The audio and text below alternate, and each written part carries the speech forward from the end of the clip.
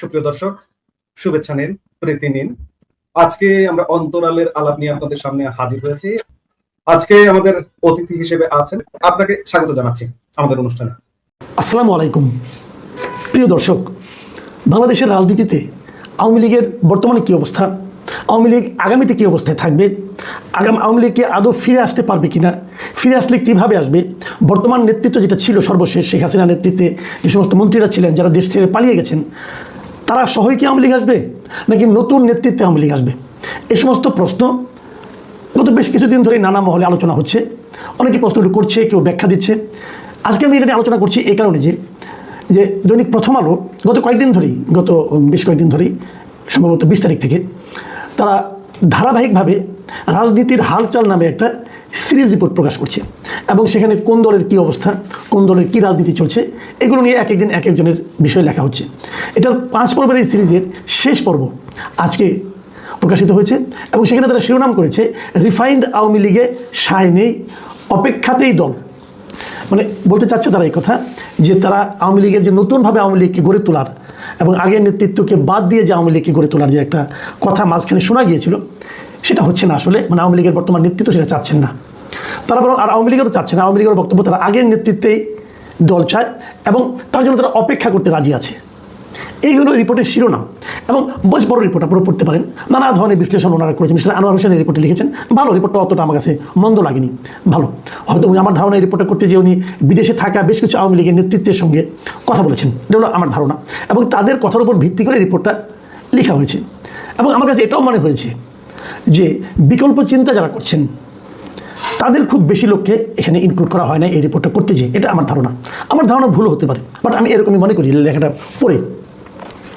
এবং এই যে বাস্তবতাটা আমি নিজে পার্সোনালি মনে করি, এই বাস্তবতাটা আসলে হয়তো কিছুটা আছে, এটা যে আগামীতে আরও বাড়িয়ে তোলা হবে। কিন্তু আমি নিজে শেখ হাসিনার নেতৃত্বে আবার আগের মতোই, আগের নেতৃত্ব নিয়েই আওয়ামী লীগ বাংলাদেশে ফিরে আসবে, এই তত্ত্বে আসলে আমি পার্সোনালি বিশ্বাস করি না। আমি কেন করি না সেগুলো নিয়ে আপনাদের সঙ্গে একটু আমি কথা বলতে চাই। এতে হয়তো অনেকে দুঃখিত হবেন, বিরক্ত হবেন, হতে পারেন ভাই। আমি যেটা মনে করি সেটা আমি বলি। আমি কি চাই না চাই সে আলোচনা কিন্তু হচ্ছে না, আলোচনা হচ্ছে কেন হবে না বলে আমি মনে করি, বাস্তবতার আলোকে কেন মনে করি সে কথাটি আমি বলতে চাচ্ছি। দেখুন, বাংলাদেশে আওয়ামী লীগ ফিরে আসবে অথবা আওয়ামী লীগ ফিরে আসুক, এই লাইনে কথা বলার লোকই এখন কম। কেন কম? এই কথা বলতে কি কোনো বাধা আছে, কোনো আইনগত সমস্যা আছে? নেই। কেন নেই? নেই এই কারণে সাধারণ মানুষকে, তারা মনে করে যে সাধারণ মানুষকে হয়তো এই কথাটা খাওয়ানো যাবে না, সাধারণ মানুষ হয়তো জিনিসটাকে এভাবে পছন্দ নাও করতে পারে, অথবা এই ধরনের কথাকে যারা অপছন্দ করবে তারা এই মুহূর্তে সমাজে বেশ পাওয়ারফুল, তাদের দ্বারা হয়তো যিনি বলবেন তার ক্ষতিও হতে পারে। এই ধরনের একটা ধারণার কারণে এই আলোচনাগুলি খুব একটা হয় না। কিন্তু আমি নিজে পার্সোনালি বহুবার বলেছি যে বাংলাদেশে যে আওয়ামী লীগ ফিরবে এটা অবধারিত, এটা হতেই হবে। এই কারণে এই দলের অনেক নেতা কর্মী সমর্থক আছে যারা দেশে আছে, যারা দেশ ছেড়ে পালিয়ে যায়নি। পালিয়ে লোকে কখন যায় বলেন তো? পালিয়ে লোকে তখন যায় কয়েকটা কারণ থাকে। প্রথমত হলো ওনার ভেতরে নিজের মধ্যে কোনো অপরাধ বোধ কাজ করে, তখন পালিয়ে যায়। উনি প্রচুর চুরিচামারি করেছেন, ধান্দাবাজি করেছেন, অত্যাচার করেছেন। সেই অত্যাচারগুলো, ধান্দাবাজিগুলো মানে আপনার একটা প্রতিহিংসা জনিত কারণে কেউ কেউ তার উপর চড়াও হতে পারে, এই ভয়ে উনি আগে পালিয়ে যান। নিজের মধ্যে একদম অপরাধবোধ না থাকলে কেউ পালিয়ে যাবে এটা আমি মনে করি না, প্রথমত এটা। দ্বিতীয়ত, তারা মনে করেন যে তারা অনেক ইনকাম করেছেন, সেই এই বয়সে এসে যদি ইনকামের এই টাকাগুলো ভোগই করতে না পারে, যদি জেলখানায় থাকতে হয়, যদি সেটা ভোগই করতে না পারে, তাহলে এত কষ্ট করে এত রিস্ক দিয়ে ইনকাম করে লাভটা কী হলো? অতএব ওই টাকাগুলি ভোগ করার জন্য তারা বিদেশে চলে যায় এবং বিদেশে বসে আরাম এসে দিন কাটায়। অনেকে কিন্তু বলেন যারা বিদেশে আছে খুব কষ্টে আছে, আমি পার্সোনালি এটা মনে করি না। আমি মনে করি যারা বিদেশে আছেন, কষ্টে যারা থাকবেন, মানে বিদেশে গিয়ে আমি কী করবো, কী খাবো, এই চিন্তা যারা করবেন তারা বিদেশে পালিয়ে যাবেন না, এটাই স্বাভাবিক। আওয়ামী লীগের পতনের পর আওয়ামী লীগ বিদেশে যখন চলে গেছিলো, অনেকে আছে আমার, মানে আমি বিভিন্ন কারণে আমি কমপক্ষে 3টা দেশে আমি গিয়েছিলাম আমার ব্যক্তিগত কাজে, এবং আমি 3 দেশেই প্রচুর আওয়ামী লীগের নেতাকর্মীকে দেখেছি এবং তারা কেউই ওখানকার চাল চলনে আমার যে খারাপ ছিল না। আমি তো 2-3 জনের বাড়িতে গেছি, হয়তো কোনো কাজে গেছি, তো 2-3 জন যখন কেউ যায় তখন সে কিন্তু একটু হাত তোলার ওখানে কৃপণতা করে না, কিন্তু তাদের চাল চলনে আমার কাছে আমার চেয়ে ভালো অবস্থায় আছেন বলে আমার এটা মনে হয়েছে। কাজেই ওদের টাকা পয়সার অভাব হলে তারা বিদেশে যেত না, তারা দেশেই থাকতো, জেলখানায় থাকতো। জেলখানায় কি আওয়ামী লীগের লোকজন নাই? অনেক লোক আওয়ামী লীগের জেলখানা তো আওয়ামী লীগের লোকজন দিয়ে ভরে ফেলা হয়েছে। তো তারা বেঁচে নাই, তারা কষ্টে আছে, কোনো সন্দেহ নেই, কিন্তু তারা বেঁচে আছে। তাহলে এই যে লোকগুলো আওয়ামী লীগের দেশে থাকা অনেক লোক আমি বলতে শুনেছি, তারা বলেছেন যে এই লোকগুলো আমরা কীভাবে থাকবো দেশে, আমাদের কি হবে না হবে এগুলো চিন্তা না করে তারা আমাদেরকে ফেলে রেখে দায়িত্বহীনের মতো তারা দেশের বাইরে চলে গেছে। কাজেই তাদের প্রতি এই দেশের মানুষের, বিশেষ করে তার দলের লোকদের কোনো সহানুভূতি, কোনো ভালোবাসা আছে বলে আমি মনে করি না। কিন্তু আমি আবার এটাও দেখেছি স্থানীয় লোক যারা আছেন তারা আবার শেখ হাসিনাকে চান, কিন্তু তারা মনে করেন শেখ হাসিনা বিকল্পহীন এবং শেখ হাসিনার কোনো বিকল্প নেই, শেখ হাসিনা না থাকলে দলটাকে ঐক্যবদ্ধ রাখা যাবে না, এমন ভাবনা কিন্তু দেশের অনেক আওয়ামী লীগের লোকজন ভাবেন। তারা শেখ হাসিনাকে নিয়ে আওয়ামী লীগ পুনর্গঠিত হোক এটা চান, কিন্তু শেখ হাসিনার সাথে শেখ তাপস আসবে, তারপরে বাহাউদ্দিন নাসিম আসবে, শেখ হাসিনা আত্মীয় স্বজন শেখ হেলাল, তারপরে আপনার মানে শেখ সেলিম, এরা সব এসে নিয়ে আবার আগের মতো রাজত্ব করবে, এটা চায় না এখানকার মানুষ।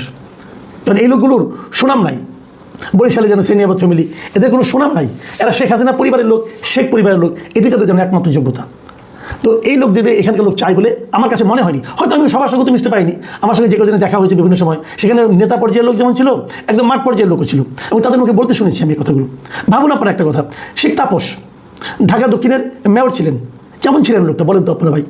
ওনার ভক্ত যদি কেউ থাকেন আমাকে কমেন্ট করবেন প্লিজ, ওনার ভক্তরা বলবেন যে ওনাকে আপনার কেন ভালো লাগতো, ওনাকে আপনার কেন ভালো লাগতো, এরকম দুটো কারণ বললে আমি খুশি হবো, এবং আগামীতে আমি এটা নিয়ে একটা প্রোগ্রামই করবো যে ওনাকে এই কারণে ওনার ভালো লাগতো। তো এই লোক তো ওনার আসলে পরে, ওনার ফুপু আসলে পরে উনি আবার পাওয়ারফুল হয়ে যাবেন। তো এইগুলি হলো গিয়ে আওয়ামী লীগের অবস্থা। কিন্তু তারপরেও যে জিনিসটা এখন আমরা দেখতে পাচ্ছি এবং এই রিপোর্টেও যেটা আছে, এই পলাতক নেতৃত্ব যারা আছে তাদের নিয়েই নাকি শেখ হাসিনা ভাবছেন যে আবার দেশে ফিরে আসে আবার এই আওয়ামী লীগ করবেন, এবং তারা অপেক্ষা করছেন, কখন অপেক্ষা করছেন দেশের অবস্থা কখন খারাপ হবে, মানে বিএনপি কোনো একটা ভুল করবে, বিএনপির সঙ্গে জামাতের কোনো একটা সমস্যা হবে, দেশে আন্দোলন তৈরি হবে, সেই আন্দোলনের ফাঁকে আওয়ামী লীগ চলে আসবে। এই ধরনের ভাবনাও তো এক ধরনের নেতিবাচক ভাবনা, এই ধরনের ভাবনাও তো একটা খারাপ ভাবনা। দেখুন আমি একটা কথা বলি, আমার নিজের যেটা মানে অভিমত, সেটা হলো দেশের সরকার যেই থাকুক সরকার প্রধান কী আছে আমার জানা দরকার নেই, আমি সবসময় চাই সরকার ভালো করুক। কী কারণে চাই? আমি যেহেতু কোনো দল করি না, কাজে অন্য দলকে আনার জন্য আমার কোনো মানে তাগিদ নাই। আমার হিসাবটা হলো যদি সরকার খারাপ থাকে, যদি সরকার আপনার করাপ্ট হয়, যদি সরকার অন্যায়কে প্রশ্রয় দেয়, যদি সরকার দলীয় লোকদেরকে ফুলে ফেপে কলা গাছ আঙুল ফুলে কলা গাছ হওয়ার সুযোগ করে দেয়, তাহলে ক্ষতিটা হয় জনগণের। সরকারি পর্যায়ে যে কোনো অন্যায়ের জন্য ক্ষতি হয় জনগণের। জনগণ মানে আমি জনগণের ক্ষতিটা চাই না। আমি চাই প্রত্যেকটা সরকারই ভালো চলুক, ভালো চালাক, এবং আগামীতে নতুন সরকার আসবে এই বিবেচনায় যে এরা যতটা ভালো চালাচ্ছে নতুন সরকার তার চেয়েও বেশি ভালো চালাতে পারবে, এই প্রত্যাশায় আমরা নতুন কাউকে আনবো। কিন্তু এরা খারাপ করবে, অতএব ওইটা আরেকটা আসবে, এটা আমরা চাই না। আমরা দেখেছি এটা চাইতে যেয়ে কী হয়েছে জানেন? এটা চাইতে যেয়ে হয়েছে প্রতিবার দেখেছি আগের চেয়ে খারাপটা আসছে, এটা আমরা দেখেছি। কিন্তু ওইটা আমরা চাই না, আমরা চাই সরকার ভালো চলুক এবং নতুন যারা আসবে তারা ভালোর প্রতিযোগিতায় দিয়ে আসুক। কিন্তু ওনারা চাচ্ছেন যে এই সরকার খারাপ করবে, খারাপ করলে পরে তারপরে আমরা ওই চান্সে ঢুকবো, মানে মানুষের কষ্ট বাড়বে, তখন মানুষ এদেরকে ফেলে দিবে, তখন চান্সে আমরা ঢুকে যাবো, আমরা ঢুকে আবার আমাদের মতোই কাজ চালাবো।